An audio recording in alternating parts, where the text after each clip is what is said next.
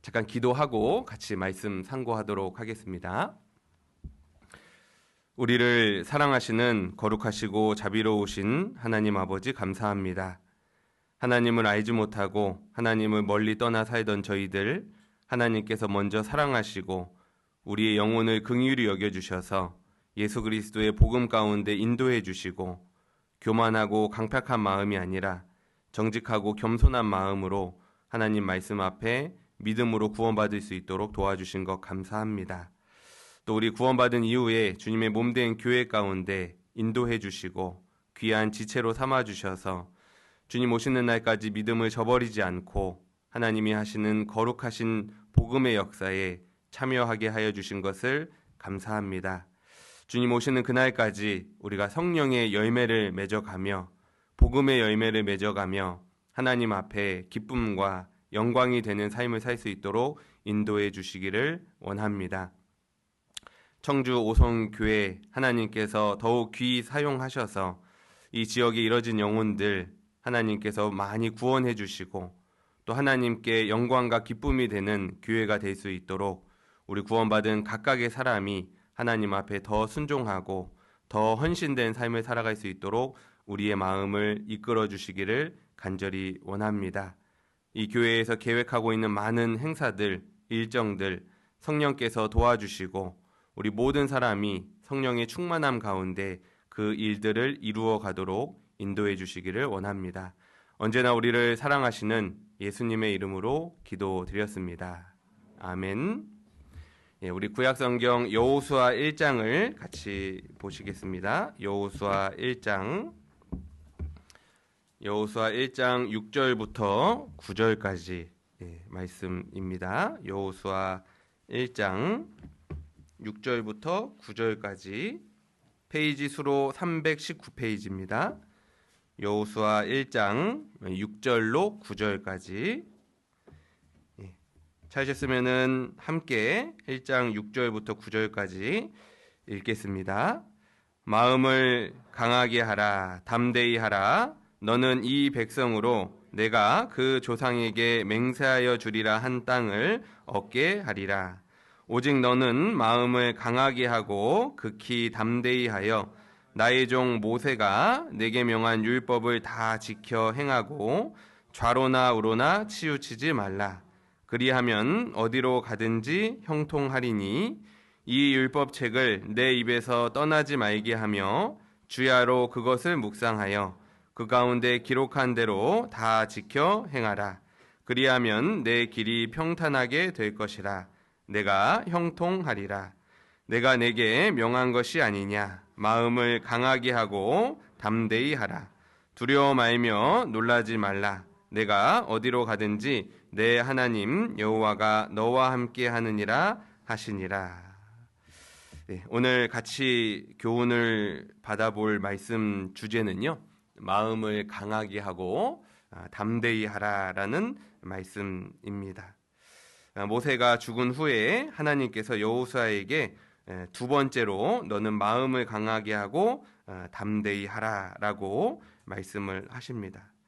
그런데 이 말씀이 얼마나 중요한 말씀인지 6절에서 마음을 강하게 하고 담대히 하라, 또 7절에서도 오직 너는 마음을 강하게 하고 극히 담대히 하여, 그 다음 9절에서도 내가 내게 명한 것이 아니냐. 마음을 강하게 하고 담대히 하라. 두려워 말며 놀라지 말라. 성경에서 많이 나오는 구절 중에 하나가요, 마음을 강하게 하고 담대히 하라입니다. 실제로 우리 여호수아 1장에도 이 말씀이 있지만 신명기 31장도 한번 보시면, 앞으로 몇 페이지 넘기면 신명기가 나오죠. 신명기 31장 6절에서 7절 말씀도 보시면, 너는 마음을 강하게 하고 담대히 하라. 그들을 두려워 말라. 그들 앞에서 떨지 말라. 이는 내 하나님 여호와 그가 너와 함께 행하실 것임이라. 7절, 모세가 여호수아를 불러 온 이스라엘 목전에서 그에게 이르되 너는 마음을 강하게 하고 담대히 하라. 모세가 이스라엘 백성들과 여호수아를 불러서 하나님 앞에 너는 마음을 강하게 하고 담대히 하라. 여호수아 신명기 말씀에서 반복되는 말씀이 마음을 강하게 하고 담대히 하라입니다. 다시 여호수아 1장 가셔서요. 여호수아 1장 18절 말씀도 보시면 이거는 이제 반대로 이제 여호수아와 함께했던 군사들이 장군들이 여호수아에게 격려하는 표현인데요. 누구든지 당신의 명령을 거역하며 무릇 당신의 시키시는 말씀을 청종치 아니하는 자 그는 죽임을 당하리니 오직 당신은 마음을 강하게 하시며 담대히 하소서. 우리는 말씀 가운데 자주 접하는 구절이 마음을 강하게 하고 담대히 하라. 하나님의 원하시는 뜻이고 또 우리에게 원하시는 모습이라고 할 수 있습니다. 마음을 강하게 한다는 게 도대체 무슨 의미일까? 우리가 이제 성경을 읽고 배우면서 우리가 실수할 수 있는 것이 뭐냐면 성경을 배우는 게 형식적이 될 수가 있습니다. 이제 주일 오전이니까 내가 교회당 왔다 간다. 또 하루에 3장 이상 읽어야지 일독한다고 하니까 3장 읽어야 되겠다. 자칫 잘못하면 성경을 지식적으로 이론적으로 성경에 이런 내용이 있구나 정보를 파악하는 용도로 우리는 성경을 접할 수가 있습니다. 성경은 그런 것이 아니라 성경을 읽고 느끼고 연구하고 묵상해서 하나님이 원하시는 것이 무엇인지 분별하고 또 그 분별한 것을 우리 삶에 적용할 때 우리가 성경을 배우고 읽는 의미가 있다라고 할 수 있습니다. 그래서 마귀는 교회에 나오는 것은 허락하지만 교회에서 말씀을 배워서 순종하는 것을 못하도록 우리를 회방하고 있는 걸 수도 있잖아요. 그래서 우리가 주일날 교회 나왔다 이걸로 만족하는 것이 아니라 말씀을 배우고 또 그 말씀이 나한테 힘과 감동이 되고 또 그 말씀이 한 주간 나의 삶에 실천이 되고 적용이 될 수 있어야 될 겁니다. 요즘 사람들이 몸을 강하게 하는 것이 트렌드죠. 그래서 바디 프로필이라고 해가지고요. 열심히 운동해가지고 이렇게 벌거벗고 이렇게 사진을 찍어가지고요. 바디 프로필이라고 하는 것을 만듭니다. 울산교회에서는 여러 나라를 해외 후원을 하고 있는데요. 미얀마라고 하는 나라 그리고 스리랑카라고 하는 나라에 후원을 하고 있습니다. 미얀마하고 스리랑카 이름만 들어봐도 잘 살 것 같아요? 못 살 것 같아요? 이름만 들어도 잘 못 사는 나라라는 거 알고 계시죠? 동남아시아에 있는 그런 나라입니다. 실제로 예전에는 잘 살았다라고 하는데 지금은 어떤 정치 권력의 부패라든지 어떤 세계 경제를 따라가지 못하는 그런 모양으로 보입니다. 근데 제가 그 미얀마라고 하는 나라에도 몇 번 가보고 스리랑카에도 가봤는데요. 실제 잘 못 삽니다.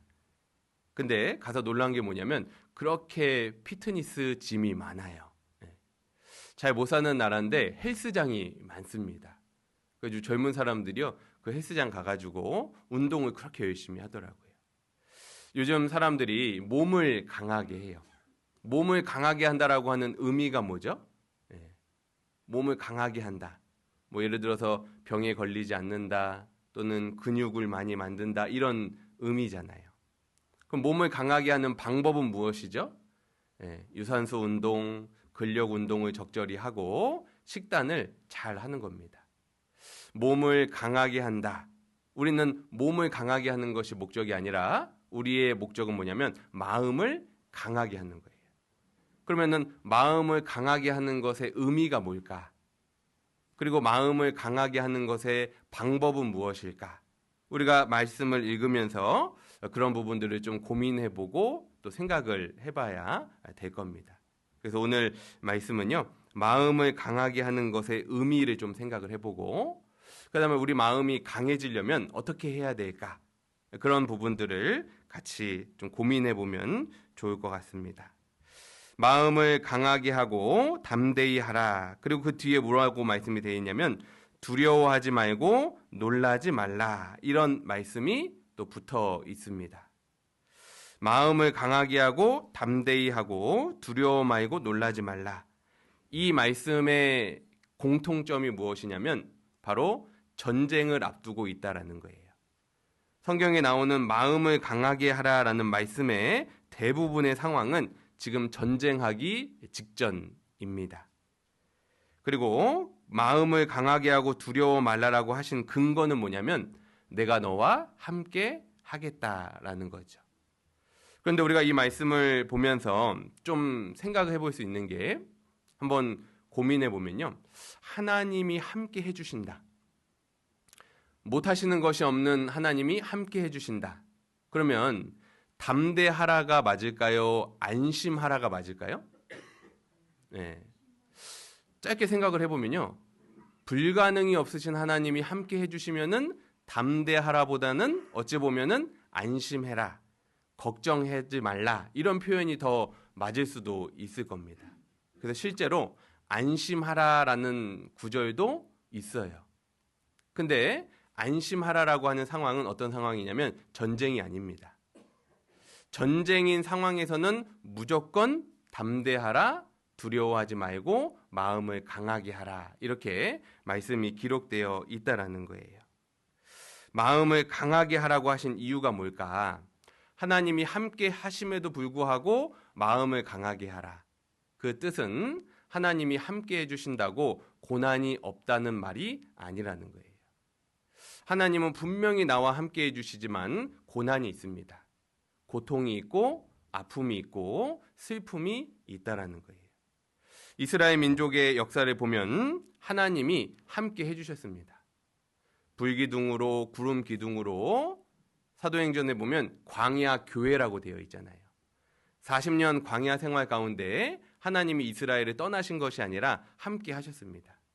그런데 이스라엘 민족의 역사를 보면 어떻죠? 너무나도 죽은 사람이 많았어요. 너무나도 다친 사람들이 많이 있었습니다. 출애굽기 32장에 보면 심지어 레위 지파는 자기 손으로 부모와 형제와 친구를 도륙하는 사건도 있습니다. 모세가 시내산에 올라가서 오랫동안 내려오지 않으니까요. 아론과 기타 몇몇 사람들이 금송아지를 만들었잖아요.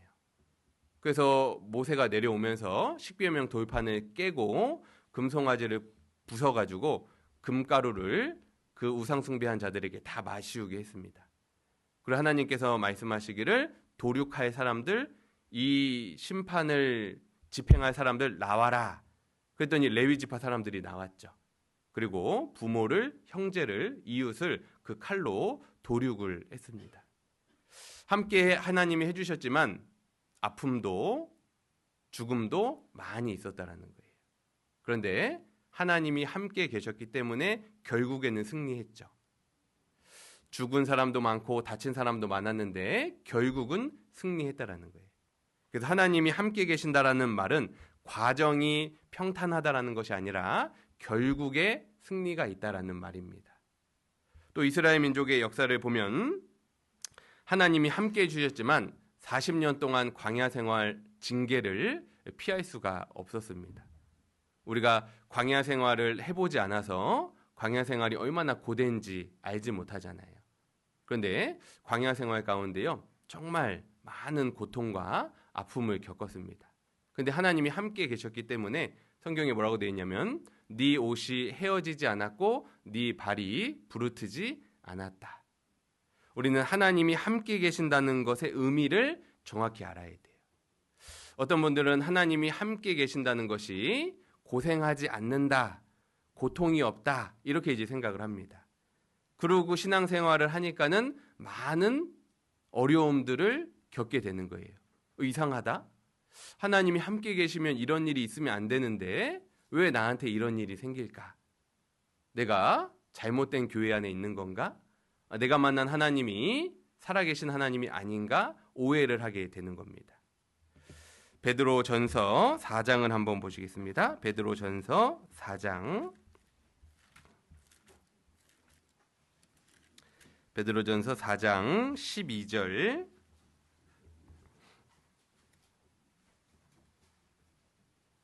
382페이지 베드로전서 4장 12절. 사랑하는 자들아, 너희를 시련하려고 오는 불시험을 이상한 일 당하는 것 같이 이상히 여기지 말고. 우리 성경에 시험이라고 하는 단어가 있는데, 성경에서는, 한글 성경에서는 시험이라고 하는 동일한 단어로 쓰이는데요, 영어 성경에는 시험이라고 하는 단어가 영어 성경에는 영어로 3가지가 쓰여집니다. 첫 번째는 temptation. 그래서 이 시험은 마귀가 사람들을 넘어뜨리기 위한 유혹. 근데 한글 성경에서는 그게 시험으로 번역이 됐어요. 그리고 두 번째는 테스트. 이것은 하나님이 믿는 사람의 믿음을 많은 사람들 앞에 입증시키기 위해서 테스트. 이것도 마찬가지로 한글 성경에서는 시험이라고 번역이 되어 있습니다. 그래서 하나님이 아브라함을 시험하셨잖아요.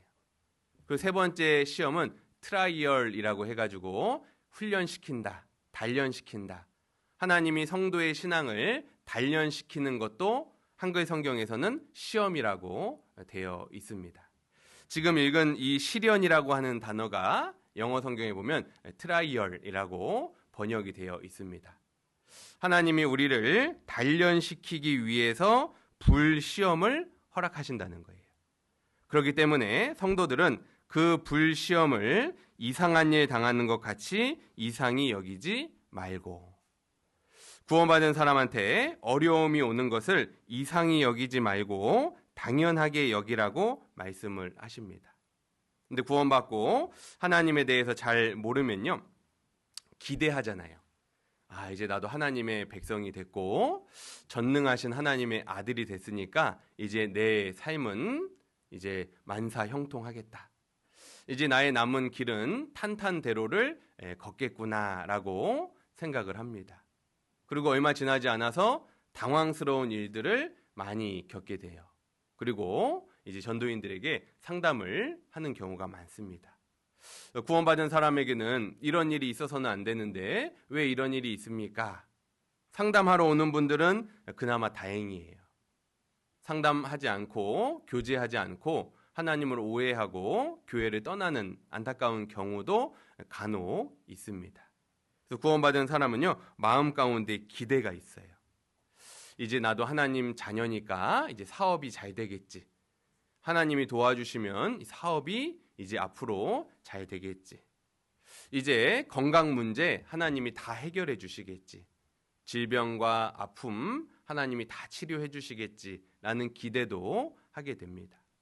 이제 내 자식들 다 잘 되겠지.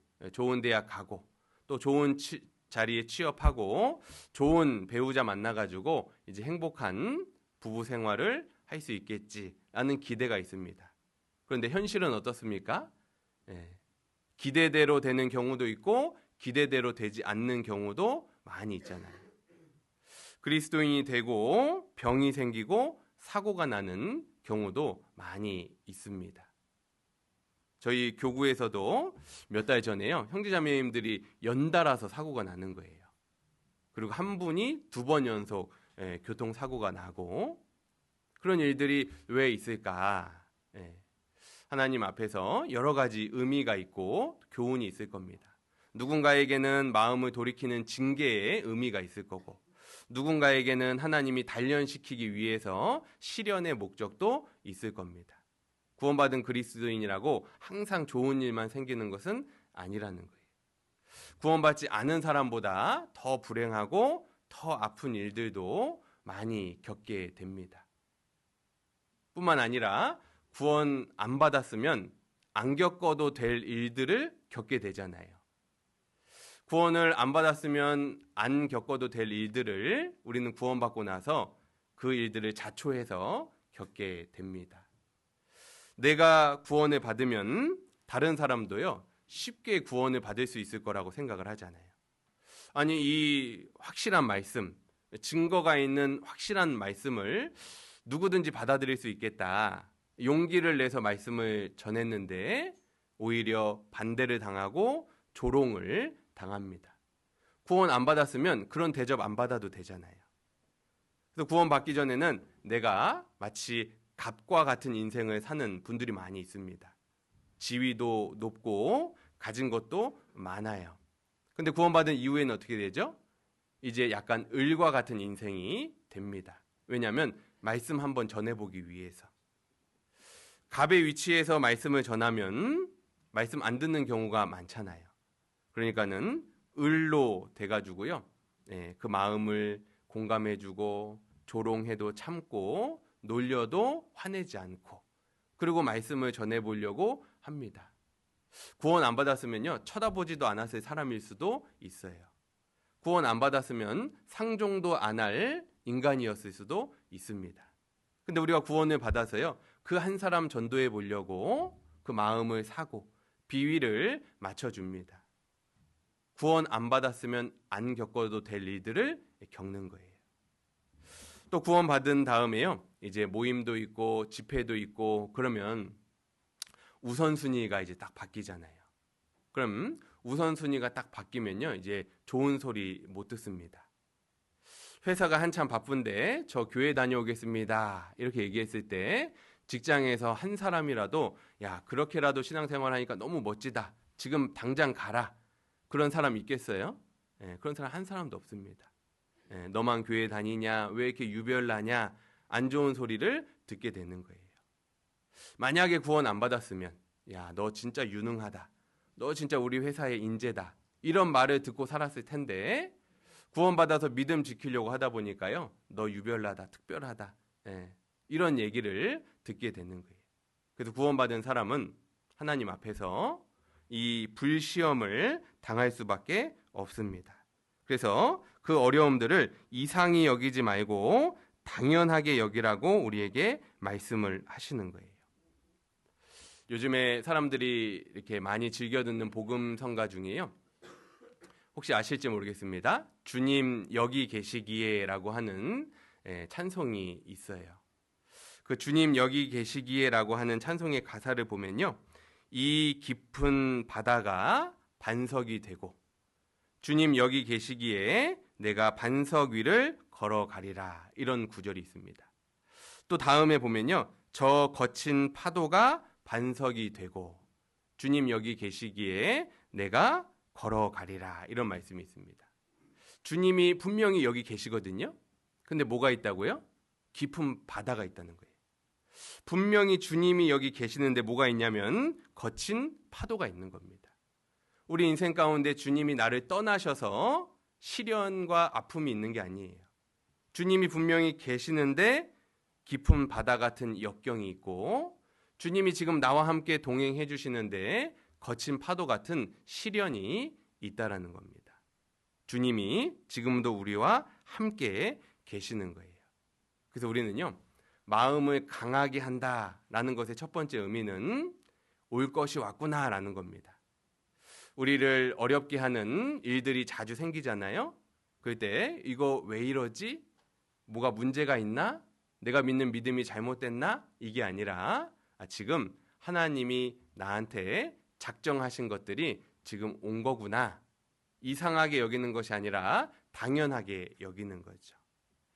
마태복음 10장을 한번 보시겠습니다. 마태복음 10장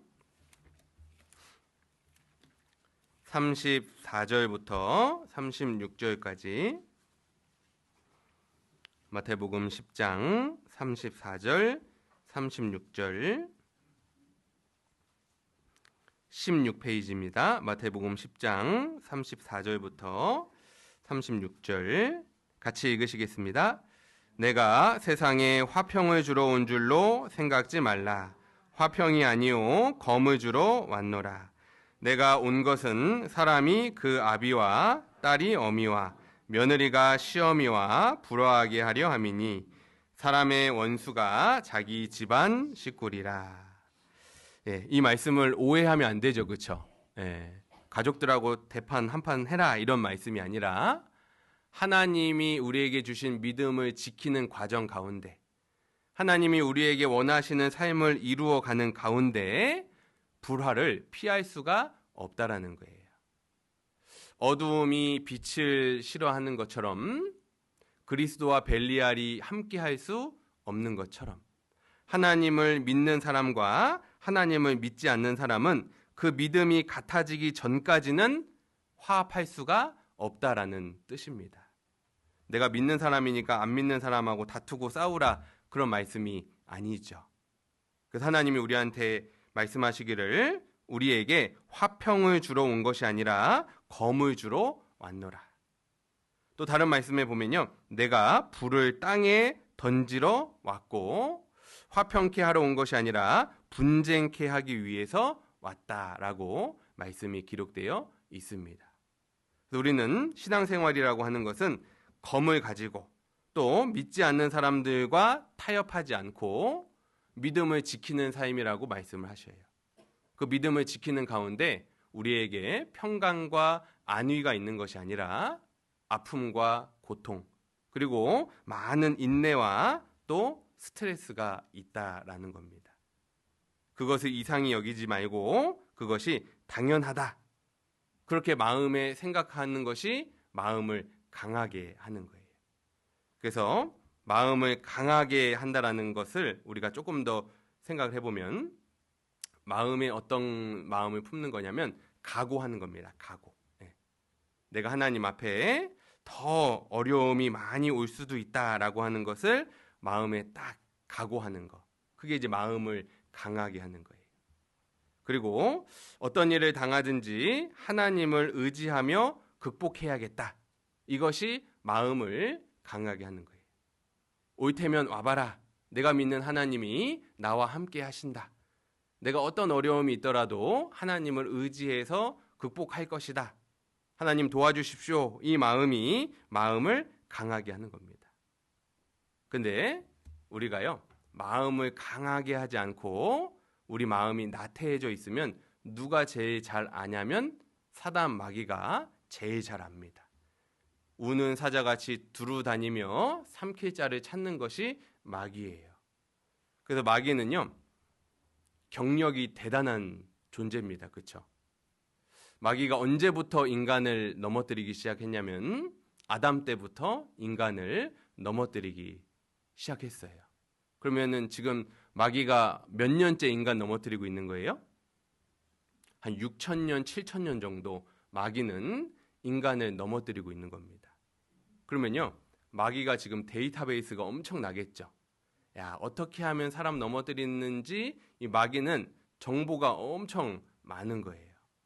그래서 아담과 하와 같은 경우는 인정으로 넘어뜨리고, 가룟 유다 같은 경우는 재물로 넘어뜨리고, 데마 같은 경우는 세상을 사랑하는 마음으로 넘어뜨리고, 때만 되면 어떻게든 넘어뜨리려고 우리 주변을 두루 다니면서 삼킬 자를 찾고 있는 겁니다. 딱 기회가 포착이 되잖아요. 그러면 화전을 날리는 거예요. 불화살을 날리는 겁니다.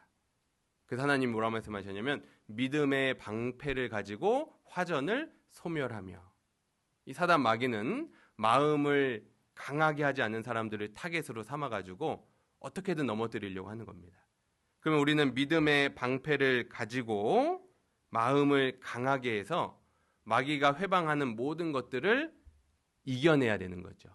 그것이 우리의 마음을 강하게 한다라는 의미라고 할 수 있습니다. 혹시 CT 스터드라고 하는 사람 들어보셨죠? 네. 우리 중국과 아프리카 선교에 일생을 바쳤던 CT 스터드, 웩 선교부라고 하는 단체를 창설해가지고요, 전 세계 수많은 선교사들을 파송을 했습니다. 그 CT 스터드가 한 말 중에 유명한 말이 있는데, 예수 그리스도가 나의 하나님이시고 그분이 나를 위해 죽으셨다면 그분을 위한 나의 어떤 희생도 감히 크다고 할 수 없다. 한번 좀 들어보셨죠? 그것이 CT 스터드가 한 웩 선교부의 표어입니다. 이 CT 스터드가 쓴 책 중에 하나가 있는데요, 초콜릿 군병이라고 하는 책이에요. 나중에 기회 되시면 아주 작은 소책자입니다. 초콜릿 군병. 초콜릿의 특징이 뭐죠? 초콜릿의 특징이 이 따뜻한 물에 조금이라도 닿으면 다 풀어져 버려요. 그렇죠? 그리고 작은 불 기운 옆에 놔도 녹아버리고 맙니다. 이 시티 스터드가 선교사들을 보니까요, 초콜릿 군병 같은 사람이 너무 많은 거예요. 별거 아닌 일에 낙심하고 크지 않은 일에 선교를 포기하고, 그래서 초콜릿 군병이라는 책을 썼습니다. 그리스도인들은 그러면 안 된다. 작은 불기운, 따뜻한 물, 조금의 고난, 약한 시련이 왔는데 정신을 못 차리는 거예요. 어찌할 바를 모르는 겁니다. 심지어는 신앙생활을 포기하고 교회를 떠나는 거예요. 하나님은 초콜릿 군병 같은 사람을 원하지 않는다는 거죠. 깨어 믿음에 굳게 서서 남자답게 강건하여라. 하나님은 아주 마음이 강한, 하나님 앞에 마음을 강하게 먹는 사람들을 보시고 들어서 사용하시는 겁니다. 성경에 보면 마음이 약해가지고 흔들리는 경우가 많이 있어요. 첫 번째는 엘리야 같은 우리 선지자의 모습을 봐도요, 교훈이 되죠. 엘리야가 아주 의기양양했던 때도 있었습니다. 갈멜산에서 이방 우상 선지자 850명과 싸워가지고요, 이겼잖아요. 그리고 그 선지자를 한 사람도 남기지 않고 모두 처단했습니다. 그때까지만 해도 너무 멋있죠. 근데 그것을 들은 이세벨이 엘리야가 오늘 안에 내 손에 죽을 거다. 그랬더니 엘리야가 이 형편을 보고 낙심하기 시작했습니다. 그리고 브엘세바까지 내려가서 로뎀나무 아래 앉아가지고 좌절을 하잖아요. 마음을 강하게 먹었을 때에는 450명, 400명과 싸워서 이겼는데요. 마음이 약해지니까 일어날 힘조차 없는 거죠. 마가는 1차 전도 여행 중에 너무 고난이 많았어요. 그래서 바울과 바나바를 떠나서 홀로 귀국을 했습니다. 그래서 1차 전도 여행 끝나고요, 바나바하고 바울하고 싸우잖아요. 바나바는 자기 조카니까 마가를 데리고 가자. 바울은 그런 실수를 한 사람을 우리는 데리고 갈 수 없다 해가지고 둘이 갈라져서 각각의 전도 여행을 떠나게 됩니다. 마음에 힘이 없는 거예요. 전도서 24장에, 잠언 24장에도 보면 내가 만일 환난 날에 낙담하면 내 힘의 미약함을 보임이니라. 우리가 마음을 강하게 먹지 않으니까요, 환난 날에 우리가 너무 미약한 겁니다. 하나님을 의지할 수 있는 힘도 없고 하나님이 도와주시겠다라는 믿음도 없는 거예요. 마치 누구와 같죠? 10명의 지파와 족장들과 같은 겁니다. 하나님이 가데스 바네아에서 12명의 정탐꾼을 보냈죠. 여호수아와 갈렙을 포함한 12명의 정탐꾼을 보냈습니다. 그랬더니 10명의 지파의 족장들이 와가지고요, 우리는 그들 앞에 아무것도 아니다. 우리는 그들과 싸워서 이길 수 없다. 그 10명의 족장들의 불신 때문에 수많은 이스라엘의 성인들이 하나님을 원망하고 울부짖었습니다. 그런데 여호수아와 갈렙은 우리는 이길 수 있다. 마음을 강하게 했잖아요. 민수기 14장을 한번 보시겠습니다. 민수기 14장.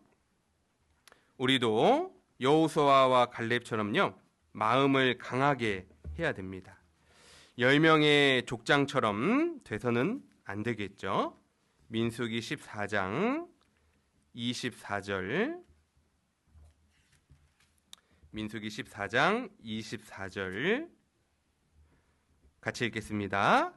오직 내 종 갈렙은 그 마음이 그들과 달라서 나를 온전히 쫓았은즉 그의 갔던 땅으로 내가 그를 인도하여 드리리니 그 자손이 그 땅을 차지하리라.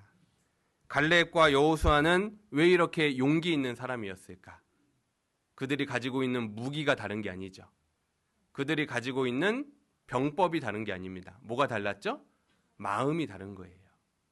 전쟁에 있는 형편, 전쟁할 수 있는 기술, 전쟁할 수 있는 병력, 모든 것은 다를 바가 없습니다. 달랐던 건 한 가지, 마음이 달랐던 거예요. 10명의 족장들은 마음을 강하게 하지 않은 거고, 갈렙과 여호수아는 마음을 강하게 한 겁니다.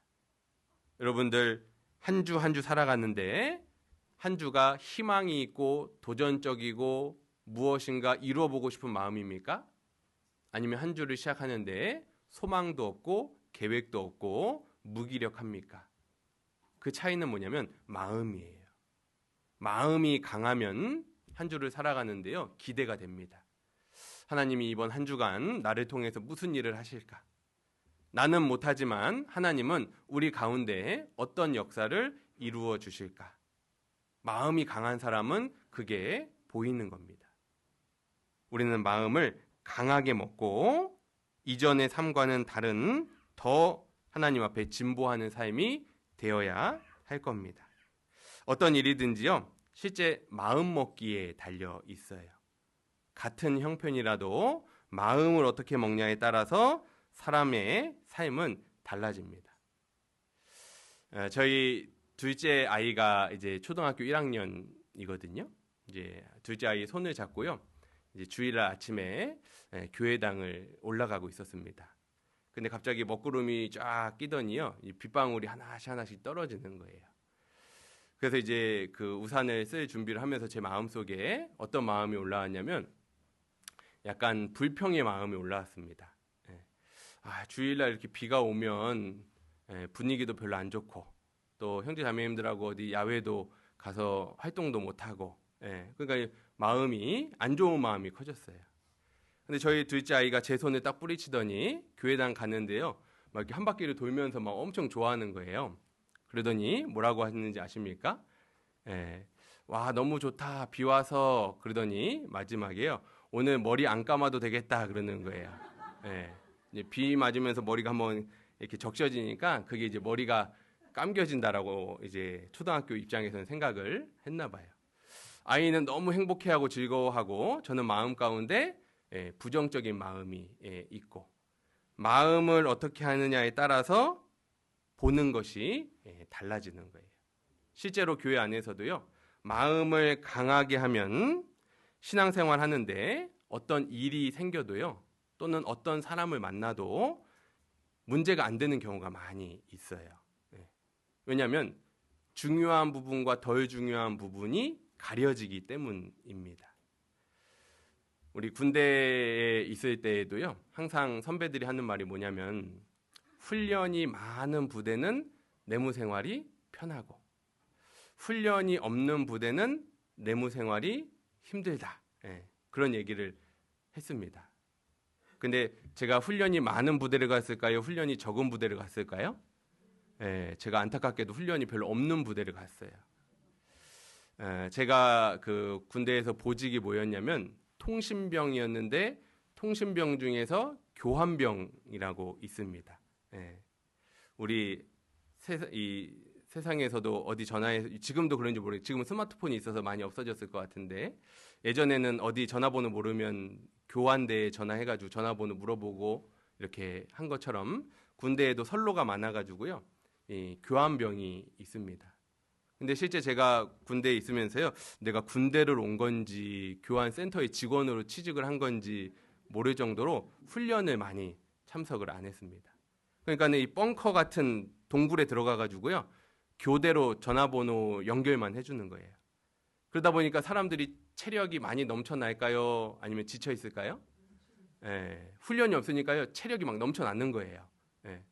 그러니까 누구 괴롭힐 사람 없나 이렇게 이제 보고 있는 겁니다, 선임들이.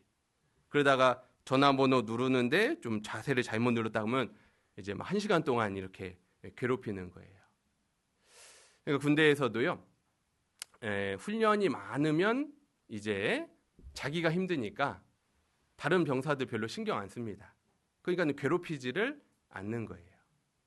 우리가 이제 교회 안에서도 마음을 강하게 먹으면요, 어떤 일이 생겨도 뭐 살다 보면 그럴 수도 있지, 뭐 누구나 다 실수는 하지, 이렇게 이제 넘어가는 거예요. 어떤 사람이 나한테 좀 말 실수를 했다. 그러면요, 마음을 강하게 먹으면요, 뭐 나도 실수할 때도 있는데 뭐 사람은 성경에서 야고보에서도 항상 사람은 실수가 있다고 하는데 별로 문제가 안 되는 겁니다. 근데 마음을 약하게 먹으면 어떻게 돼요?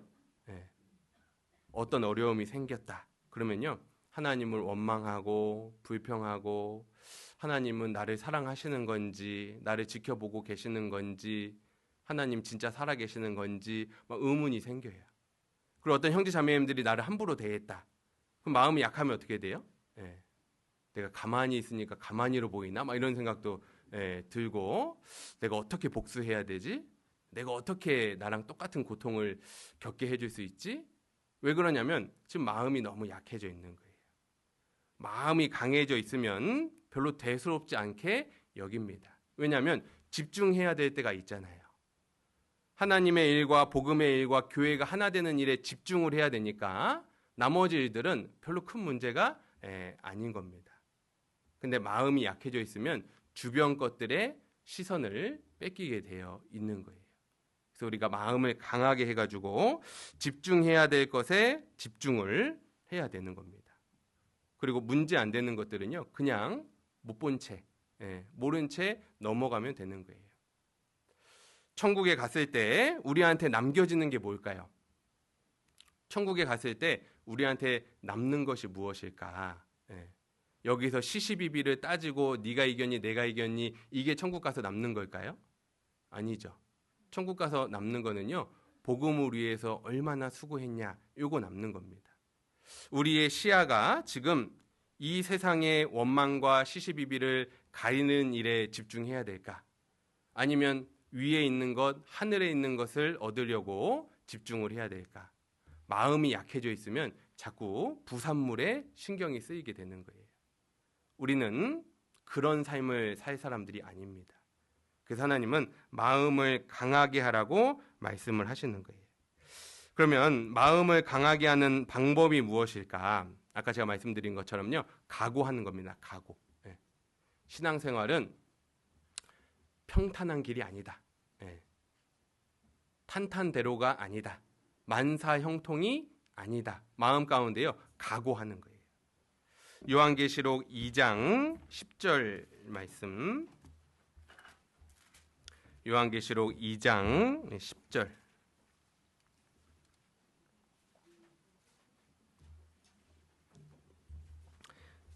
성경 400페이지 요한계시록 2장 10절 말씀.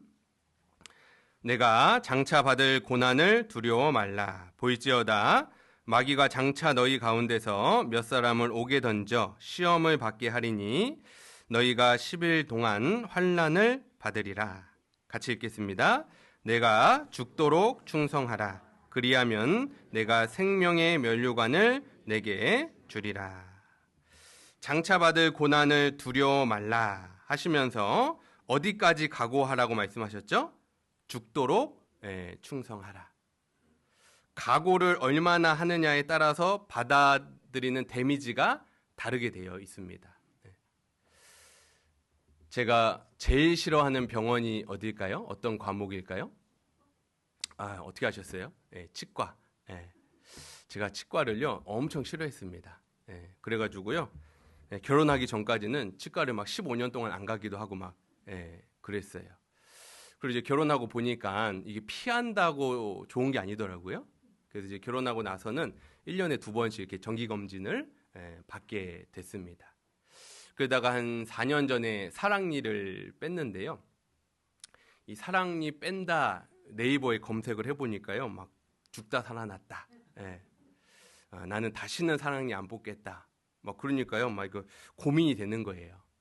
사랑니 뽑아야 되나 안 뽑아야 되나. 근데 검진을 받으면 받을수록 안 뽑으면 나중에 이게 대공사가 된다는 거예요. 그래서 이제 뽑아야겠다 하고 마음 가운데 그 검색했던 모든 데이터들을 머릿속에 넣고 갔습니다.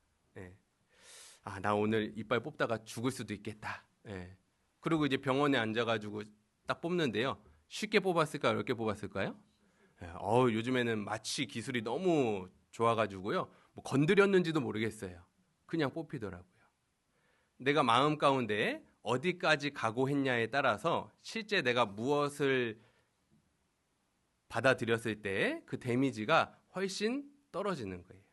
만약에 내가 사랑니 안 아프겠지? 요즘에 때가 어느 때인데 하고 그런 마음으로 갔는데 조금이라도 딱 문제가 생겨요.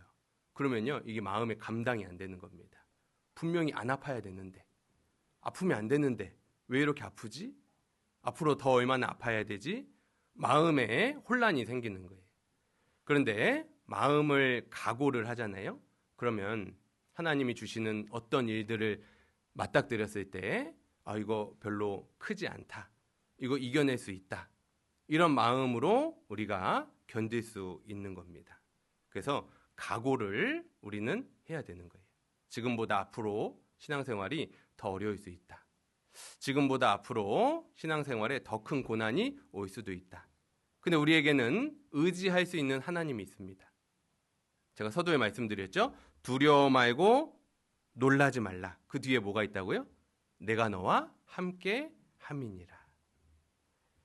저희 그 아들 둘째를 키울 때요. 저희 아이가 방에서 뛰어놀다가 제가 다리를 뻗고 누워서 쉬고 있는데 다리에 딱 걸렸어요. 그리고 넘어지면서 이마를 어디에 찍었을까요? 침대 프레임에 딱 찍었습니다. 근데 그때 불을 끄고 놀고 있었어요, 애들이. 그래서 불을 딱 켜는 순간 어떻게 됐을까요? 이마가 살과 살이 벌어지고 여기서 피가 철철철 나고 있습니다. 근데 이제 그때가 코로나 때였어요, 코로나. 근데 다행인지 불행인지 제 이마에 가까이 와서 보시면 기역자로 이렇게 이마가 찢어져 있습니다. 이렇게 저도 한번 아버지 다리에 걸려가지고 문짝에 한번 찢어졌고요. 한 번은 저희 형이 까분다고 머리를 계단에다가 한번 딱 찍어가지고 이렇게 기역자로 이렇게 찢어진 상처가 있어요. 그래서 저희 어머니가 항상 얘기했던 게 니는 애 키우다가 이마 찢어지면 절대로 응급실 가지 말아라. 성형외과 가라. 너 응급실 데려갔다가 흉터 다 남았다. 이제 그런 얘기를 키우면서 자주 했거든요. 그래서 이렇게 쭉 쳐다보고 있으니까 좀 지나니까 애 울음도 멈추고 그 다음 지혈이 되는 거예요. 이제 피가 안 납니다. 그래서 이제 근처에 계신 간호사 자매님한테 응급 조치만 받고 다음날 성형외과 가서 이렇게 꿰맸거든요. 그러면서 이제 제가 이제 그 틈에 좀 검색을 해봤어요. 그랬더니 아들 키우는 부모는 응급실 3번 이상 각오하고 사세요 이렇게 써 있더라고요. 기부스 5번 이상 각오하고 사세요. 그때부터요 저는 이제 항상 머릿속에 나한테 전화가 올 수가 있다. 애 엄마한테 누구 다리 부러졌다. 누구 수술했다. 마음 가운데요. 중간중간에 제가 항상 각오를 해요. 근데 이제 저희 자매는요. 이제 그런 각오를 안 하고 삽니다.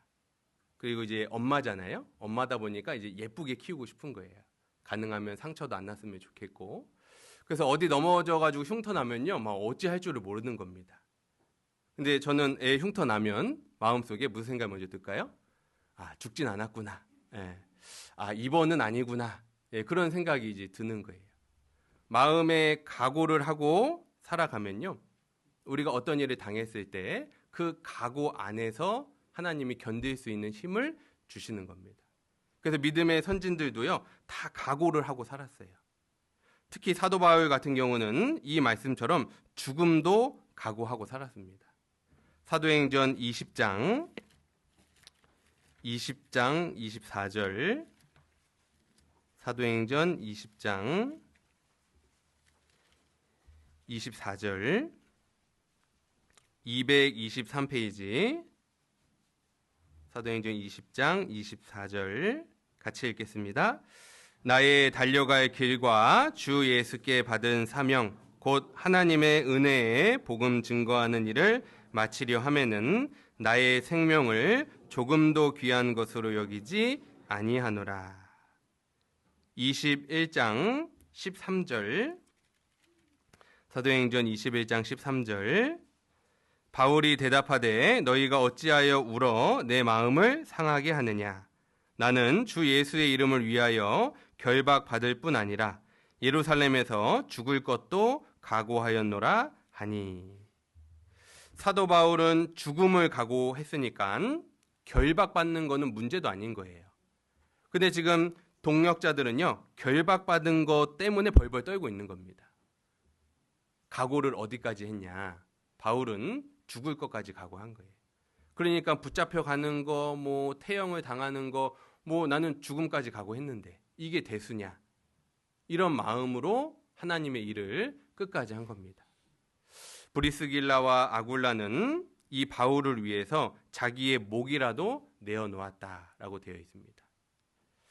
디모데와 에바브로디도는 그리스도의 일을 위하여 죽기에 이르러도 자기의 목숨을 돌아보지 않았다라고 되어 있습니다. 우리가 이 복음을 접하기 위해서 희생하고 수고했던 믿음의 선진들은요, 어디까지 각오했냐면 죽음까지 각오한 거예요. 죽음까지 각오했는데 고생과 수고가 문제가 될 리가 없죠. 우리도 각오를 해야 됩니다. 내가 하나님의 일을 하는데 정말 어려운 일이 생길 수 있다. 내가 하나님의 일을 하는데 체력적으로 진짜 지칠 수밖에 없는 일이 생길 수 있다. 근데 그것은 지극히 마땅한 것이고 당연한 거다. 선진들은 죽음까지 피하지 않고 살았다는 거예요. 그래서 제가 이렇게 우리 조 임원 자매님들하고 교제하면서요, 우리 조 임원 자매님들이 아유 목사님 결혼식도 너무 많고 모임도 너무 많고 집회도 너무 많고 힘든데 어떡하죠? 이렇게 이제 얘기를 하시는 거예요. 그래서 제가 집에 오면서요 곰곰이 생각해봤습니다. 힘든데 어떡할까? 힘든데 어떡할까? 이렇게 생각하다가요 갑자기 나폴레옹의 말이 생각이 났어요. 나폴레옹이 뭐라고 했죠?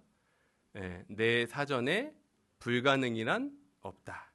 그래서 제 마음속으로요, 내 사전에 힘들다라는 단어는 없다. 그래서 우리는 생각해 보면요, 어떤 단어가 있기 때문에 그 감정을 느끼잖아요. 우리 한국에서는 무지개가 몇 개의 색깔이라고 하죠? 빨주노초, 파남보. 근데 제가 자세히 기억은 안 나는데 몽골인가 어디 외국에서는요, 무지개 색깔이 20가지, 30가지 색깔이랍니다. 무지개가 다른 무지개일까요? 아니죠.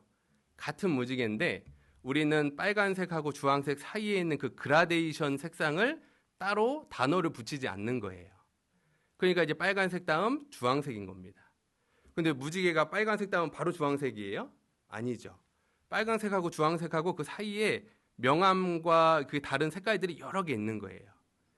근데 외국에는 그 중간중간 색깔에 대한 단어가 다 있는 겁니다. 그래서 사람은 언어에 따라서 삶이 달라진다고 해요. 언어를 어떻게 인식하고 언어를 어떻게 사용하냐에 따라서 마음이 달라지고 삶이 달라진다고 합니다. 내 안에, 내 머릿속에 사전에요, 힘들다라고 하는 단어를 한번 없애보셔요. 내 사전에 힘들다라는 단어는 없다. 그리고 뭘 넣으면 돼요? 당연하다. 이거는 당연한 거다. 이렇게 내 사전에 힘들다라는 단어는 없다라고 하는 겁니다. 그래서 사도 바울은 목숨까지 각오하고, 또 예수님이 제자들에게 뭐라고 말씀하셨냐면, 아무든지 나를 따르려거든 자기를 부인하고 자기 십자가를 지고 나를 좇을 것이니라. 그러면은 각오한다라는 건 뭐냐면 포기하는 것을 의미를 하는 겁니다. 자기를 부인하고, 자기를 부인한다라는 게 뭘까요? 우리 목사님, 이화 목사님께서 늘 말씀하시는 것처럼 자기 의지, 자기 꿈, 자기 계획, 이런 것들을 다 포기하는 것이 자기를 부인하는 거잖아요. 내가 어떤 형제 자매님들 앞에서 내 감정을 있는 그대로 얘기하고 싶어요. 근데 있는 그대로 얘기하면 별로 덕이 안 될 것 같아요. 그럼 우리 어떻게 해요? 자기를 부인하잖아요. 내 마음대로 표현할 수 있고 내 마음대로 주장할 수 있는 의지를 내가 포기하죠. 그것이 자기를 부인하는 겁니다. 주일날 내가 일정이 있는데 주님이 함께 모이라고 하는 이 말씀 때문에 나를 부인하는 거예요. 내가 하고 싶은 거, 내가 계획했던 거, 나의 모든 꿈과 계획을 복음이라고 하는 일로 인해서 포기하는 것. 그것이 자기를 부인하는 것이라고 할 수 있습니다. 그럼 하나님 앞에 우리가 내 일을, 하나님 앞에 내 것을 부인하는 사람, 그것이 하나님 앞에 마음을 강하게 하는 사람이라고 할 수 있는 겁니다. 그래서 내가 어디까지 지금 각오가 됐냐? 내가 무엇을 포기할 정도의 각오가 되어 있냐? 하나님, 저는 시간은 얼마든지 포기하겠습니다. 모이라고 하면 제가 얼마든지 모이겠습니다. 근데 하나님, 저는 돈은 안 될 것 같아요. 그런 경우가 있잖아요. 그렇죠? 어떤 분은 하나님, 제가 원하시면 어느 정도의 물질까지라도 다 하나님께 드리겠습니다. 근데 시간은 안 되겠습니다. 제가 좀 바쁘거든요. 그런 사람도 있을 겁니다. 어떤 사람은 시간도 되고 물질도 다 됐는데요. 뭐가 안 돼요? 마음이 안 되는 경우가 있어요. 그래서 하나님께서 잠언에 보면 내 아들아, 내 마음을 내게 주며 이렇게 되어 있잖아요. 우리가 하나님 앞에 지금 어디까지 각오가 됐냐? 내가 무엇을 포기하기까지 각오가 되어 있냐라는 거예요. 디모데 후서인가요? 보면 군사로 다니는 자는 자기 생활에 얽매이지 않는다. 하나님 앞에 뭘 포기해야 되냐면 자기의 자유를 포기해야 돼요. 군사들은 자유가 없잖아요. 자기 생활에 얽매이지 않잖아요. 하나님이 원하시는 것이 우리의 자유의지를 포기하고 복음을 위해 그것을 사용하는 거죠. 또 성경에 보면 살아도 주를 위해서 죽어도 주를 위해서 자기의 꿈을 포기하라고 말씀을 합니다. 나를 위해서 사는 건 뭐죠? 나의 꿈을 이루기 위해서 사는 거잖아요. 주를 위해서 사는 것은 주의 뜻을 이루기 위해서 사는 거죠. 무엇을 포기해야 되냐? 나의 꿈도 포기해야 될 때가 있는 거예요. 내게 유익하던 것을 다 해로 여길 뿐더러 이렇게 돼 있죠. 무엇을 포기해야 되냐면 나에게 유익이 되는 것도 우리는 포기해야 될 때가 많은 겁니다. 근데 내 자유도 붙잡고 내 꿈도 붙잡고 내 유익도 다 붙잡고 그래서 언제 자기를 부인하고 주를 쫓을 수가 있겠어요. 그래서 우리는 마음을 강하게 한다는 것이 각오한다. 뭘 각오하냐면 내가 복음을 위해서 어떤 거라도 포기하겠다라고 하는 것이 내 마음을 강하게 하는 겁니다. 포기하지 않으면 하나님의 일을 절대로 할 수가 없는 거예요. 제가 처음 신앙생활을 할 때 나에게 있는 자유의지, 나에게 있는 시간, 물질 이런 것들을 마음속에 만약에 100개의 풍선이라고 한번 생각을 해보면 이제 제가 신앙생활을 하는데요. 구원받기 전에는 다 내 거잖아요. 우리 인식 자체가. 근데 신앙생활을 딱 하니까요. 제가 학생 때 구원을 받았거든요. 그랬더니 이제 토요일날 토요기제를 나오라는 거예요. 그랬더니 제가 어떻게 그게 들렸냐면 네 마음속에 풍선 100개가 있는데 너 그거 10개만 나한테 줘라. 이렇게 이제 마치 그런 느낌으로 들리는 거예요. 그래서 100개 중에 10개? 뭐 나를 위해서 십자가에 죽기까지 하셨는데 뭐 그 정도는 내가 해야지 하고 제가 토요기제를 참석을 했어요. 그랬더니 이제 선생님이 이제 분위기를 보더니 야, 주일 오후에도 교제가 있다. 딱 그러시는 거예요. 근데 제 마음속에 그게 어떻게 들렸을까요? 네 마음속에 있는 90개 풍선 중에 이제 20개도 좀 놔주라. 그랬더니 아니 제 마음속에 10개면 만족하셔야지 왜 20개나 달라고 하는 거예요 하고 곰곰이 생각을 했는데 이제 말씀을 듣다 보니까 이제 배우는 게 많잖아요. 그러니까 그 90개 중에 20개 뭐 그 정도도 괜찮지 하고 이렇게 딱 제가 주일 오후 교제도 참석하게 됐어요. 그랬더니 이거 있고 저거 있고 막 점점 늘어나잖아요. 그렇죠? 옆에 전도한 사람이 이제 분위기 보고 자꾸 얘기하잖아요. 그래서 막 이제 20개, 30개 막 주고요. 한 이제 10개 남았어요. 이 정도면 됐지. 나도 살아야지. 그런 생각으로 이제 살잖아요. 근데 마지막에 또 뭐 해야 된다고. 그랬더니 이제 제 마음속에요. 야, 남은 10개도 다 놔주라. 이제 그런 생각이 드는 거예요. 제 마음속에 하나님 너무합니다. 어떻게 100개 중에 100개를 다 가져갑니까?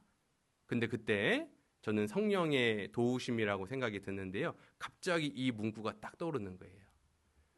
나는 너를 위해 다 줬는데 너는 뭐가 그렇게 아깝냐. 아마 설교 들었던 내용이겠죠. 목사님들 설교 중에. 그 생각을 하는 타이밍에 그 구절이 딱 떠오르는 거예요. 아니 하나님이 다 줬는데 나는 뭘 그렇게 인색하고 있었을까. 제 마음속에요. 각오가 안 돼 있었던 거예요. 하나님을 위해서 포기해야겠다라고 하는 각오가 안 돼 있으니까 자꾸 달라고 할 때마다 힘들고 자꾸 달라고 할 때마다 인색한 거예요. 우리는 어디까지 각오가 되어 있어야 될까요? 하나님이 다 주셨으니까 나도 하나님을 위해서 다 드려야 될 수도 있다. 그럴 때가 올 수도 있다. 그게 우리의 마음을 각오하는 것이라고 할 수 있습니다. 누가복음 17장 7절부터 10절까지 말씀인데요. 누가복음 17장 7절부터 10절까지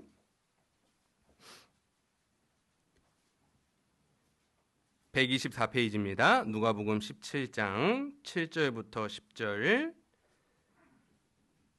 같이 읽겠습니다. 너희 중에 네게 밭을 갈거나 양을 치거나 하는 종이 있어 밭에서 돌아오면 저더러 곧 와 앉아서 먹으라 할 자가 있느냐? 도리어 저더러 내 먹을 것을 예비하고 띠를 띠고 나의 먹고 마시는 동안에 수종 들고 너는 그 후에 먹고 마시라 하지 않겠느냐? 명한 대로 하였다고 종에게 살해하겠느냐? 이와 같이 너희도 명령받은 것을 다 행한 후에 이르기를 우리는 무익한 종이라 우리의 하여야 할 일을 한 것뿐이라 할지니라. 우리가 마음을 강하게 할 수 있는 방법 중에 하나가 뭐냐면 나는 종이다 라는 생각입니다. 근데 우리 시대가요 점점점 나는 주인이다 라고 하는 시대예요. 종과 같이 살려고 하는 마음이 없어지고 주인처럼 살려고 하는 마음이 너무 커집니다. 그럴 때마다요 우리 마음을 자꾸 컨트롤해야 돼요. 내 마음한테 얘기해야 됩니다. 너 주인 아니야. 너 종이야. 주인 되려고 하지 마. 이런 마음을요 계속 내 스스로 되뇌겨야 되는 거예요. 종의 특징이 무엇입니까? 종이 밖에서 일하고 들어왔는데 주인이 앉아서 먹으라고 할 주인이 있냐? 없잖아요. 종이 밖에서 일하고 왔더니 주인이 고생했다 살해할 자가 있냐? 없잖아요. 종은 마땅히 일도 해야 되고 일 끝나고 오면은 주인 수종도 들어야 되는 거예요. 그게 특별한 거예요? 마땅한 거예요? 마땅한 거잖아요. 그래서 섬김을 받으려고 하고 인정받으려고 하고 고생하고 수고하지 않으려고 하는 것은요 종의 자세가 아닌 겁니다. 그거는 내가 지금 자꾸 주인이 되려고 하는 거예요. 종은 섬김받으려고 하지 않고 섬기려고 하고 인정받으려고 하지 않고 남을 도와주고 세워주는 것이 종인 겁니다. 인정받고 대접받으면요 물론 감사하죠. 네. 근데 그것을 요구하면은 안 되고 그것을 원하면은 그거는 종이 아니라 주인인 겁니다. 우리는 남들이 몰라줘도 남들이 알아주지 않고 도와주지 않아도요 묵묵히 자기 일을 하는 거예요. 그리고 어떤 일이 있으면요 당연하다. 네. 우리 경찰관이 치안을 유지하고 소방관이 화재를 진압하고 의사가 환자를 돌보면 대단한 일이 아니죠. 그거는 당연한 겁니다. 당연한 거니까 그대로 안 하면 사람들이 욕하잖아요. 직무유기다, 책임을 다하지 않았다 하는 겁니다. 우리 그리스도인들도 뭔가를 하고 무언가를 하고 그게 대단하고 특별한 것이 아니라 당연한 거예요. 하나님 앞에 우리는 우리의 하여야 할 일을 한 것뿐이라. 그래서 내가 봉사 혼자 다 했다. 왜 나 혼자 다 했냐? 다른 사람 오지도 않고. 그게 아니라 내 하여야 할 일을 한 것뿐이다. 우리 마음 가운데요 종과 같은 마음이 중요한 겁니다. 그래서 우리는 주인처럼 되기를 원하는 마음이 나도 모르게 자꾸 올라오거든요. 그럴 때 그 마음을 자꾸 누르고 너는 종이다. 너는 섬김을 받는 사람이 아니라 섬기는 사람이다. 그래서 교회 안에서요 주인처럼 살려고 하면은 무슨 문제가 생기냐면 자꾸 서운한 일들이 많은 거예요. 그래가지고요 나한테 이것도 안 해주네 저것도 안 해주네. 혹시 그런 마음이 나한테 있다면 지금 나는 주인인 겁니다. 근데 내가 종처럼 살잖아요. 그럼 어떤 마음일까요? 미안한 마음이 많이 드는 거예요. 내가 이것도 도와줘야 되고 저것도 도와줘야 되는데 내가 그걸 못 해주고 있네. 그래서 종처럼 사는 사람은요 교회 안에 오면 서운하고 섭섭한 게 아니라 내가 더 열심히 못 도와줘서, 내가 더 열심히 섬기지 못해서 죄송스럽고 미안한 마음이 있는 겁니다. 그런 종과 같은 마음이 많은 교회가 진짜 하나님이 역사하실 수 있는 좋은 교회가 되겠죠. 우리는 무익한 종입니다. 하나님 앞에 주인으로 사는 것이 아니라 종으로 살아야 됩니다. 그리고 마음을 강하게 하는 두 번째 방법은요, 누가복음 14장 28절, 누가복음 14장 28절, 너희 중에 누가 망대를 세우고자 할진대 자기의 가진 것이 준공하기까지에 족할는지 먼저 앉아 그 비용을 예산하지 아니하겠느냐. 그렇게 아니하여 그 기초만 쌓고 능히 이루지 못하면 보는 자가 다 비웃어 가로되 이 사람이 역사를 시작하고 능히 이루지 못하였다 하리라. 또 어느 임금이 다른 임금과 싸우러 갈 때에 먼저 앉아 1만으로서 저 2만을 가지고 오는 자를 대적할 수 있을까 헤아리지 아니하겠느냐. 만일 못할 터이면 저가 아직 멀리 있을 동안에 사신을 보내어 화친을 청할지니라. 이 말씀은 예산을 세우라라고 하는 단어가 기록되어 있습니다. 각오해야 된다라고 하는 비슷한 맥락이긴 한데요. 마음을 강하게 하려면 예산을 충분히 세워야 돼요.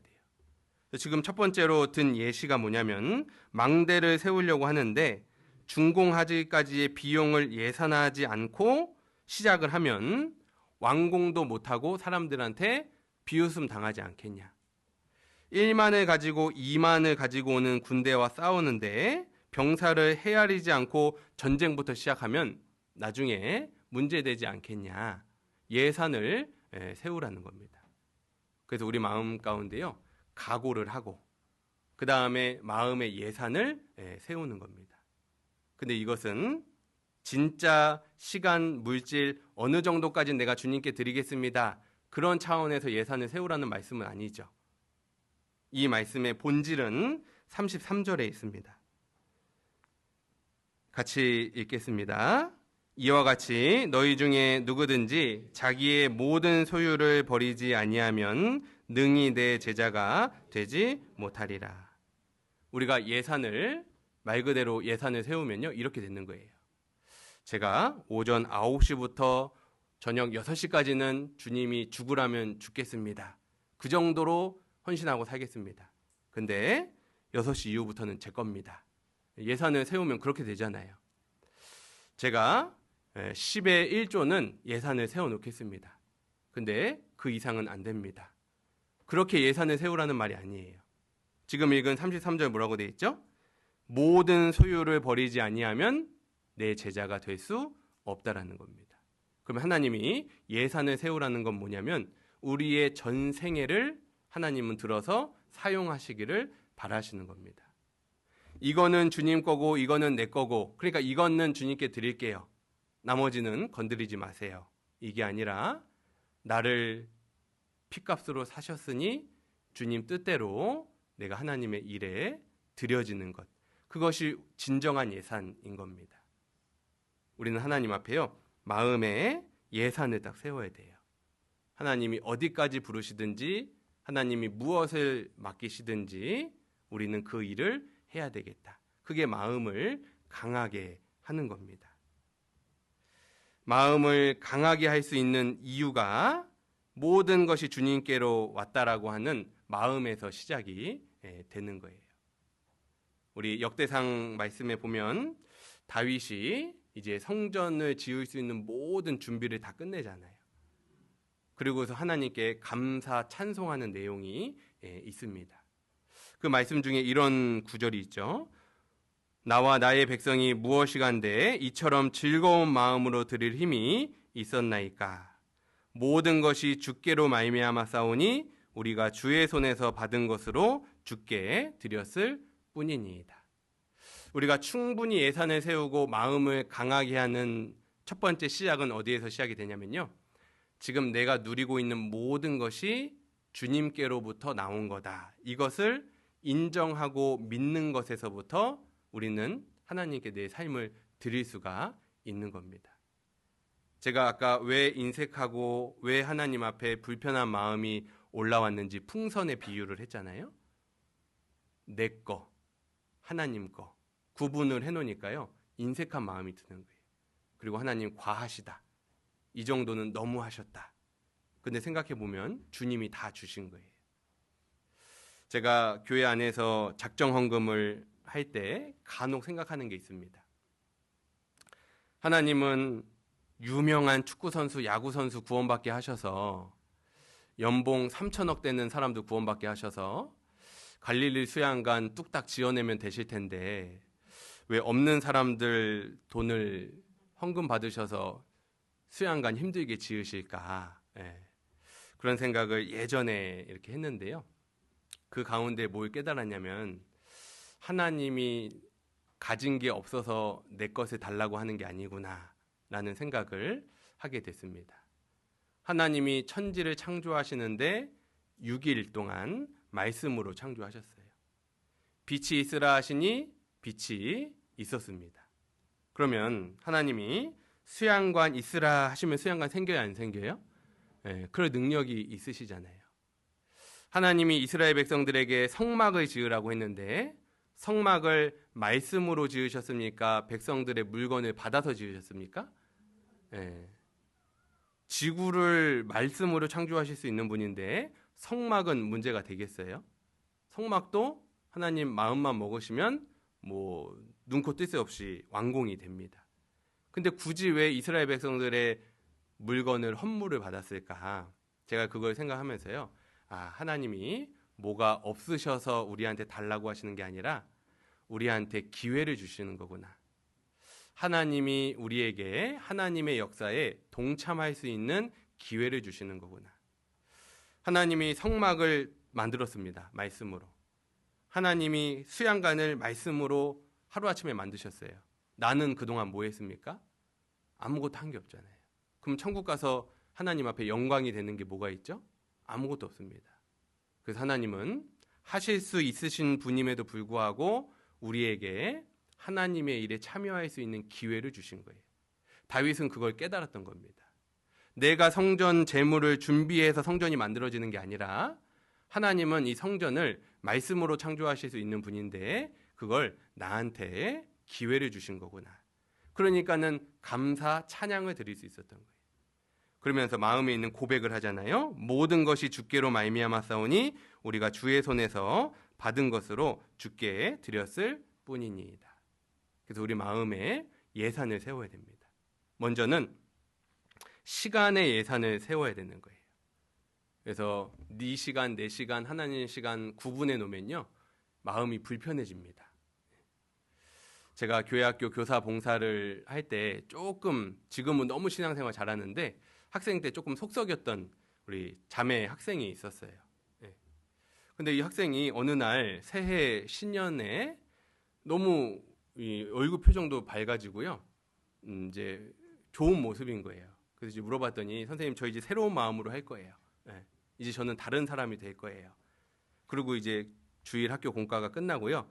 대강당 말씀 들으러 갔습니다. 그때 애 표정을 이렇게 살짝 봤죠. 그랬더니 이제 여전히 밝아요. 근데 이제 12시가 되고 12시 15분이 되고 12시 반이 되고 그다음에 12시 40분이 됐는데 애 표정이 울그락불그락 한 거예요. 그래가지고 너 시작할 때랑 끝날 때랑 얼굴이 왜 다르냐 그랬더니 이 친구가 뭐라 그랬을까요? 선생님 주일 말씀 12시 반이면 끝나야 되는 거 아니에요? 그러는 거예요. 이 친구 마음의 예산이 지금 몇 시까지 된 거예요?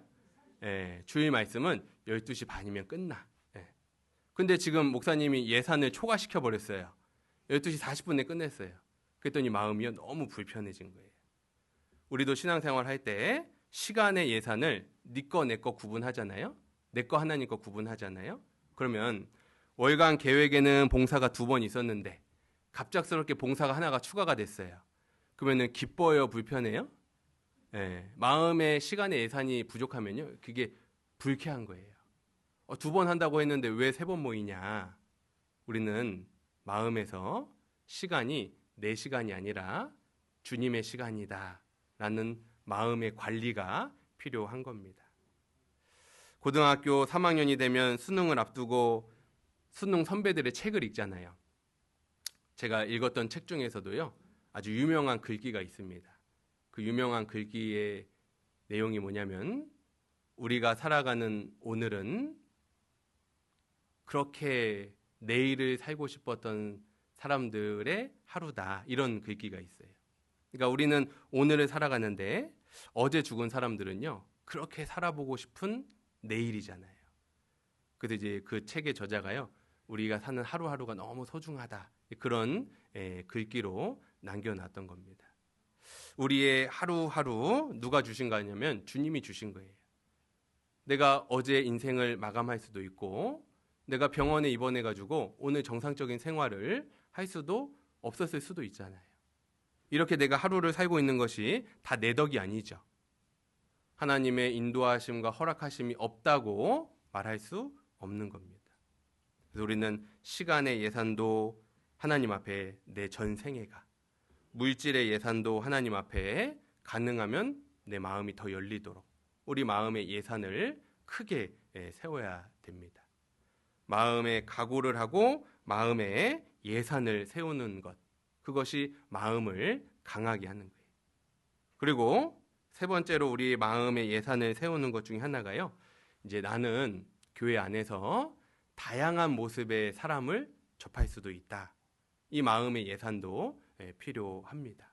그래서 교회 안에 있다 보면 나하고 어떤 성향이 비슷한 형제 자매님들도 있고, 또 나하고 성향이 좀 정반대인 형제 자매님들도 있을 수 있잖아요.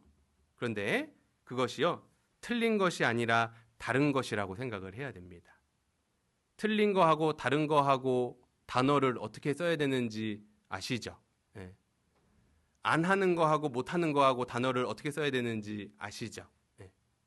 안 하는 것은 할 수 있고 할 수 있는 능력이 있고 의지가 있는데 안 하는 거고, 못 하는 거는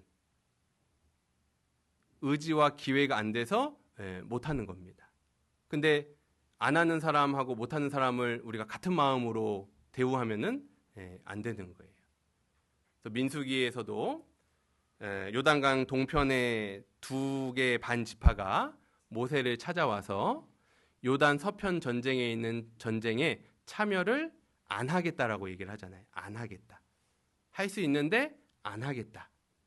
그리고 사무엘상 마지막 정도에 보면요, 다윗에 따르는 군사들이 이제 블레셋 군대를 추격을 하는데요, 너무 힘들고 지쳐서 따라가지 못하잖아요.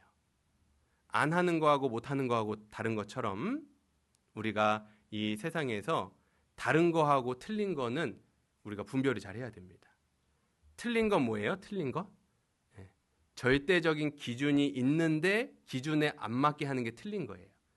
그럼 다르다라는 것은 정확한 기준이 없는 겁니다. 그러나는 성향은 틀린 게 아니라 다른 거예요. 내 성향이 이 세상의 기준이다, 그거를 자신할 수 있으면 너는 나랑 틀려, 이렇게 얘기해도 됩니다. 근데 내 성향이 전 세계에서 스탠다드가 아니잖아요. 그러면 너랑 나는 틀린 게 아니라 다른 거다라고 하는 거예요. 그러면 다른 거는 우리가 존중하고 인내하고 맞춰주는 것이 필요한 겁니다. 틀린 거면 올바르게 바로 잡아주는 게 맞죠. 그래서 교리가 틀리면 올바르게 바로 잡아줘야 되는 거예요. 근데 성향이 다르면 서로 맞춰줘야 되는 겁니다. 그래서 우리 교회 안에 하나님이 다양한 성향의 형제 자매님들을 거하게 하셨어요. 그리고 은사가 다양합니다. 그러니까 교회 안에 여러 사람이 들어와도 다 구원받을 수 있는 거예요. 나 같은 사람만 200명 있다. 그러면 나랑 다른 사람들이 교회에 딱 들어오잖아요. 그러면 불편하겠죠. 근데 우리 다양한 성품, 다양한 성향의 형제 자매님들이 있기 때문에 누가 들어와도 교회 안에 적응이 되고 교회 안에 교제에 안착이 될 수 있는 겁니다. 그래서 이상하다, 불편하다 이렇게 생각하지 마시고 우리는 하나다. 그리고 정말 나랑 성향이 잘 안 맞는 분들도 교회 안에 계실 수 있다. 마음의 예산을 넓게 품는 겁니다. 그래서 마음을 강하게 하면 하나님이 축복을 주시는 거예요. 우리 성경에 보면 마음을 강하게 한 사람들의 여러 사례가 있는데 그 중에 마음을 강하게 했다. 첫 번째 떠오르는 사람 중에 한 명이 누구냐면요. 다니엘의 세 친구들입니다. 다니엘의 세 친구들이 느부갓네살이 금신상을 만들고 절하라고 숭배하라고 했잖아요. 근데 안 한다고 하니까 풀무불을 배나 뜨겁게 해가지고 절하라. 그랬더니 다니엘의 세 친구들이 우리는 금신상에게 절할 수 없다. 하나님이 당신이 우리를 풀무불에 던져 넣으면 도와주실 거다. 그렇게 아니하실지라도 우리는 금신상에게 숭배할 수 없다. 그랬더니 풀무불에 던져버리잖아요. 3명이 들어갔는데 몇 명이 돌아다녔어요? 4명이 돌아다녔어요. 그리고 풀무불에서 나왔는데 그을린 자국이 하나도 없는 겁니다. 마음을 강하게 하니까 하나님이 무슨 축복을 주셨냐면 하나님을 경험할 수 있는 축복을 주신 거예요. 다니엘의 세 친구들이 막 벌벌벌벌 떨면서요. 아유, 이번에는 살아야 되니까 우리 절합시다. 해가지고 얼렁뚱땅 절했다고 해봅시다. 그러면 풀무불에 들어갈 일도 없고 3명이서 들어가서 4명이서 나올 일도 없고 마음을 강하게 하지 않고 타협하잖아요. 그럼 하나님이 도와주실 일이 없는 거예요. 하나님이 도와주실 환경을 만들어 놓고 하나님 도와주십시오 이렇게 해야 되잖아요. 근데 어려운 일 있으면은 피하고 힘든 일 있으면은 타협하고 언제 하나님이 도와주시겠어요? 우리가 마음을 강하게 해야지 하나님이 도와주실 수 있는 겁니다. 또 마음을 강하게 한 사람은 하나님을 증거할 수 있는 기회를 얻게 되는 거예요. 베드로와 요한이 성전에서 말씀을 전하니까요. 유대인들이 와가지고 자꾸 방해를 하잖아요. 너 다시는 말하지 말아라. 그랬더니 베드로와 요한이 뭐라고 했죠? 너희 말 듣는 것이 하나님 말씀 듣는 것보다 옳은가 판단하라. 우리는 보고 들은 것을 말하지 아니할 수 없다. 마음을 딱 강하게 하잖아요. 그러니까 성전에서 복음을 증거할 수 있는 기회를 하나님이 주신 거예요. 근데 베드로와 요한이 잔뜩 겁먹어가지고 그러면 오늘은 날이 아닌가 보다 하고 복음을 안 전했으면 복음 전할 수 있는 기회를 잃어버린 거죠. 마음을 강하게 할 때 하나님이 도와주시고 복음을 전할 수 있게 해주십니다. 그리고 마음을 강하게 하면요 하나님이 그 사람한테 영광을 주시는 거예요. 블레셋 군대가 골리앗하고 같이 쳐들어왔잖아요. 이스라엘 백성들은 벌벌 떨면서 다 도망쳤습니다. 그때 누가 나타나냐면 다윗이 나타났어요. 너는 칼과 창과 단창으로 내게 나아오거니와 나는 내가 모욕하는 하나님의 이름으로 내게 가노라 하고 물매를 던져서 골리앗을 단번에 쓰러뜨렸잖아요. 이스라엘 백성들이 뭐라고 얘기했습니까? 사울에게는 천천히고 다윗에게는 만만이로다. 다윗에게 모든 영광을 돌렸죠. 우리는 마음을 강하게 해야 됩니다. 그래서요, 정말 죽음까지 우리가 각오할 수 없다면 내가 교회 안에서 어떤 수고도 마다하지 않겠다. 적어도 여기까지는 우리가 각오해야 되잖아요. 그리고 마음의 예산을 세워서 시간적으로도 물질적으로도 체력적으로도 주님이 부르신다면 내가 어디에서든지 주님의 일을 하겠다. 마음의 예산을 쫙 넓혀야 될 겁니다. 그러면 하나님께서요, 실제 우리 삶 가운데 개입을 해주셔요. 그래서 능력을 베풀어 주십니다. 그리고 우리가 천국에 들어갈 때 너 그때 마음 참 강하게 먹었구나. 영광을 우리한테 베풀어 주시는 거예요. 이제 이 지역에 또 많은 이뤄진 영혼들이 있는데요. 우리가 그 사람들 앞에 서야 됩니다. 근데 그대 앞에만 서면 나는 왜 작아지는지, 주일 말씀 들으면 용기가 막 이렇게 솟는데 월요일 날 아침에 직장 상사 앞에 가면 입이 열리지가 않잖아요. 마음이 강해져 있지 않아서 그래요. 마음이 강해져 있어야지 전도가 시작이 됩니다. 우리 남은 또 이번 한 주간도 강한 마음으로 하나님을 의지하면서 열심을 품고 살아가기를 바랍니다. 기도하겠습니다. 우리를 사랑하시는 하나님 아버지 감사합니다. 연약하고 부족한 저희들 하나님의 말씀으로 교훈해 주시고 또 하나님이 함께해 주신다는 위로와 약속의 말씀을 의지해서 마음을 강하게 할 수 있도록 늘 도와주신 것 감사합니다. 우리는 연약하고 부족하지만 하나님은 강하시고 못하시는 것이 없다는 것을 우리가 믿고 의지합니다. 우리에게 더욱 담대함 또 두려워하지 않는 마음 주셔서 전도할 때나 믿음을 지킬 때나 또 봉사하고 수고할 때나 언제나 동일한 마음으로 하나님 앞에 살아갈 수 있도록 인도해 주시기를 간절히 원합니다. 하나님께서 이곳에 함께 하셔서 우리들의 마음을 하나로 모아주시고 서로 사랑하고 또 복음을 위해 수고함으로써 전도의 열매가 나날이 더해질 수 있도록 인도해 주시옵소서. 언제나 우리를 사랑하시는 예수님의 이름으로 기도드렸습니다. 아멘.